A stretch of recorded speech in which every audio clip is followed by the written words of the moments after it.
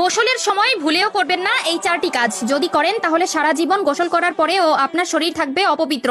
আপনার করা নামাজ, রোজা, তাসবিহ, তাহলিল, এমনকি আল্লাহর দরবারে করা কোনো ধরনের দোয়াই কবুল হবে না। বিশেষ করে যখন আপনার উপর গোসলটি ফরজ হবে, তখন তো কোনোভাবেই এই কাজগুলো করা যাবে না। কেননা গোসল যদি পবিত্রভাবে না হয়, তবে একটানা 70 বছর আপনি নামাজ পড়লেও সেই নামাজের মধ্যে এক ওয়াক্ত নামাজের ফজিলত আপনি পাবেন না, এমনকি আল্লাহর দরবারেও তা কবুল হবে না। বিশ্বনবী সাল্লাল্লাহু আলাইহি ওয়াসাল্লাম বলে গেছেন, গোসলের সময় মারাত্মক কিছু ভুল করার কারণে ব্যক্তির করা আজীবনের নামাজ আল্লাহর দরবারে কবুল হয় না। তবে ভুলগুলো মারাত্মক হলেও দেখতে দেখায় সামান্য। তাই নিজেকে একজন মুসলিম মনে করলে এই ভুলগুলো কখনোই করবেন না। কেননা গোসল আমাদের পবিত্রতার একটি অংশ এবং ইসলাম ধর্মের যে কোনো কাজ করতে হলে পবিত্রতা আবশ্যক। কি সেই চারটি ভুল জানতে হলে না টেনে দেখতে থাকুন সম্পূর্ণ ভিডিওটি এবং ভিডিওটি ছড়িয়ে দিন আপনার সকল মুসলিম ভাই ও বোনদের মধ্যে, যাতে করে তারাও এই ভুলগুলো থেকে নিজেকে শুধরে নিতে পারে, যাতে তারাও জীবনের গুনাহ থেকে বাঁচতে পারে। প্রিয় দর্শক,